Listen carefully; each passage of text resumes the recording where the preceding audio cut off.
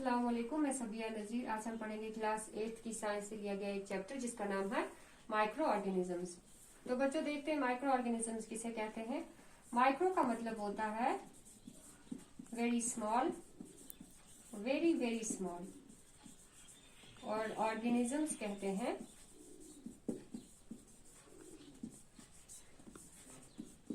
Living.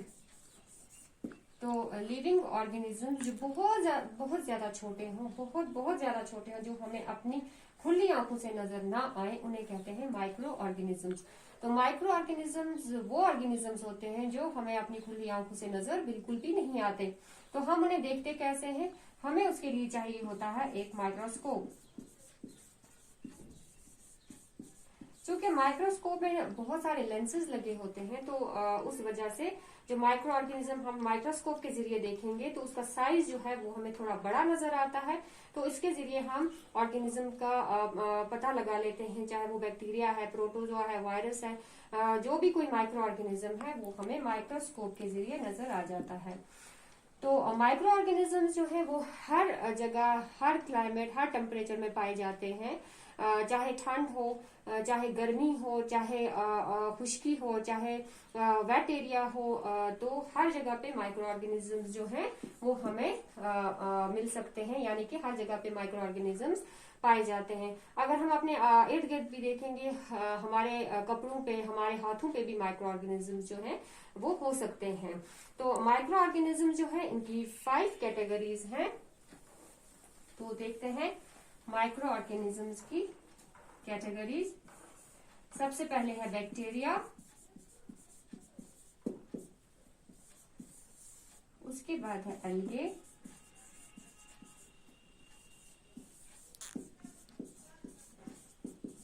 Protozoa, fungi and virus. तो सबसे पहले बैक्टीरिया कौन से माइक्रो ऑर्गेनिजम्स होते हैं? बैक्टीरिया यूनिसेल्यूलर माइक्रो ऑर्गेनिजम्स हैं। यूनिसेल्यूलर का मतलब होता है जो बिल्कुल एक सेल से बने हों, यानी कि वो सिंगल सेल्ड ऑर्गेनिजम्स हैं, वो बिल्कुल एक सेल से बने होते हैं। तो बैक्टीरिया जो है वो यूनिसेल्यूलर ऑर्गेनिजम्स है। तो जब कोई चीज यूनिसेल्यूलर हो तो उसे हम अपनी खुली आंखों से कैसे देखेंगे? तो उसके लिए हमें माइक्रोस्कोप का इस्तेमाल करना पड़ता है। तो बैक्टीरिया जो है वो उनकी अलग अलग शेप्स है।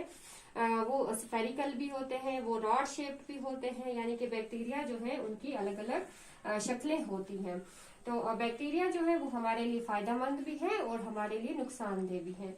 फायदेमंद की हम एक एग्जांपल देंगे कि हमें यूज होता है बैक्टीरिया दही बनाने के लिए, लैक्टोबैसिलस उसे कहते हैं। तो वो बैक्टीरिया जो है वो हमें किस लिए इस्तेमाल होता है? जब हम दूध से दही बनाते हैं। तो बैक्टीरिया नुकसानदेह किस लिए है? बैक्टीरिया का ये नुकसान है कि बैक्टीरिया से हमें बहुत सारी डिजीजेस भी हो सकती हैं।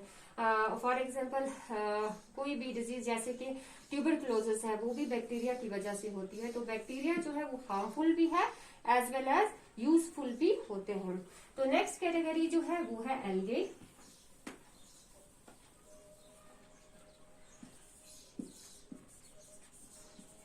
एल्गे ये माइक्रो ऑर्गेनिजम्स जो हैं, ये माइक्रो ऑर्गेनिजम्स यूनिसेल्यूलर भी होते हैं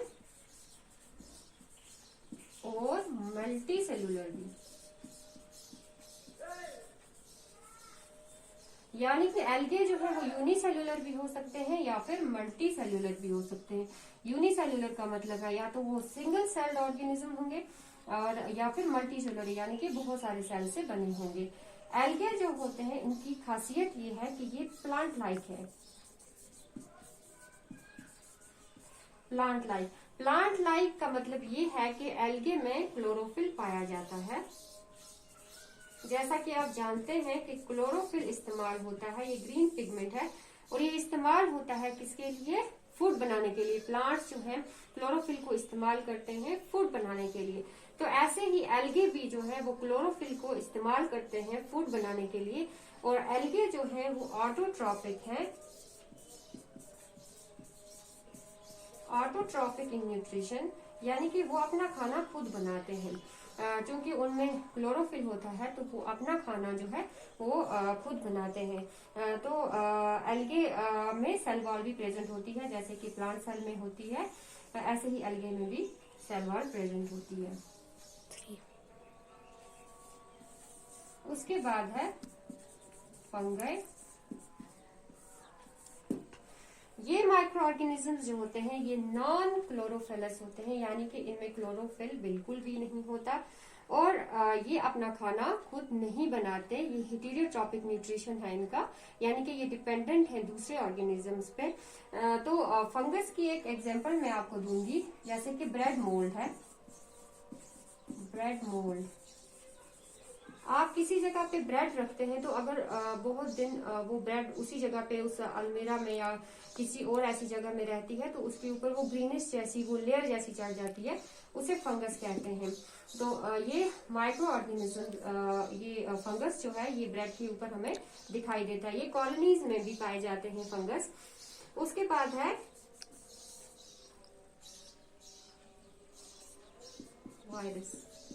और फंगस की एक और बात भी मैं आपको बता दूं कि फंगस जो है वो हमें वो मदद करता है किस पे, जब कोई ऑर्गेनिजम्स मर जाता है तो वो मदद करता है उसे क्लियर करने के लिए, उसे खत्म करने के लिए। फंगस जो है उस ऑर्गेनिजम्स के ऊपर उस ऑर्गेनिज्म के ऊपर चढ़ के उसे डिके कर देता है, यानी कि खत्म कर देता है।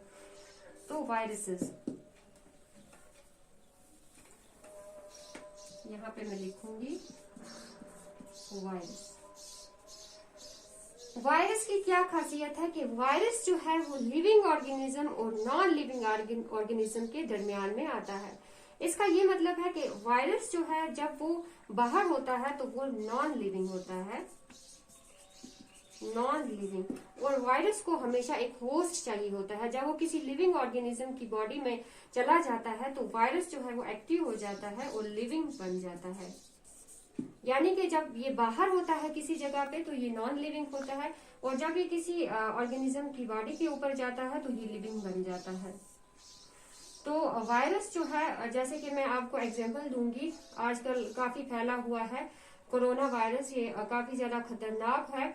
और ऐसे ही वायरसेस जो होते हैं ये बहुत ज्यादा खतरनाक होते हैं, और इनकी वजह से जो बीमारियां फैलती हैं वो बहुत ही ज्यादा खतरनाक होती हैं। तो वायरसेस जो हैं, अब आपने देखा कि ये नॉन लिविंग और लिविंग के दरमियान है। जब ये बाहर होंगे तो ये नॉन लिविंग होंगे, और जब इन्हें किसी होस्ट की बॉडी में चले जाते हैं तो ये लिविंग हो जाते हैं। तो लिविंग होने के बाद ये वहां पे इनके लिए दवाई बनाना भी बहुत ज्यादा मुश्किल होता है, क्योंकि वायरस जो होता है ये हर सेल में चला जाता है।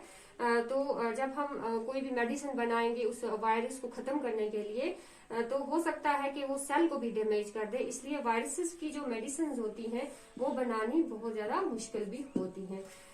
तो चूंकि हमने देखा कि माइक्रो ऑर्गेनिजम्स, ये 5 कैटेगरीज है माइक्रो ऑर्गेनिजम्स की। अब माइक्रो ऑर्गेनिजम्स जो है वो हमें फायदे भी देते हैं और उनके नुकसानात भी हैं। माइक्रो ऑर्गेनिजम्स हमें, जैसे कि हम अगर उनके फायदे देखेंगे क्या क्या फायदे हैं, तो हमें दही बनाने में इस्तेमाल होते हैं माइक्रो ऑर्गेनिज्म। कोई भी चीज अगर डेड हो जाती है तो उसे साफ करने में, एनवायरनमेंट को क्लीन करने में माइक्रो ऑर्गेनिजम्स इस्तेमाल होते हैं। या फिर अल्कोहल बनाने में माइक्रो ऑर्गेनिज्म जो है वो इस्तेमाल होते हैं। या फिर हम देखेंगे राइजोबियम बैक्टीरिया जो है, जैसे कि वो नाइट्रोजन फिक्सेशन करता है, यानी कि उसका ये फायदा है कि वो नाइट्रोजन फिक्सेशन करता है, यानी कि वो हमारे लिए फायदेमंद है। तो ऐसे ही बहुत सारे फायदे हैं वायरसेस के, जैसे एंटीबायोटिक्स बनाने के लिए इस्तेमाल होते हैं ये माइक्रो ऑर्गेनिजम्स। वैसे ही माइक्रो ऑर्गेनिजम्स के नुकसानात भी बहुत ज्यादा हैं, और सबसे ज्यादा नुकसानात इनके ये हैं कि ये तरह तरह की बीमारियां जो है वो हमारे अंदर पैदा कर सकते हैं। तो अब हमने पढ़ा माइक्रो ऑर्गेनिजम्स के बारे में। तो कल इंशाल्लाह हम दूसरा लेसन उठाएंगे। तब तक के लिए अल्लाह हाफिज, टेक केयर।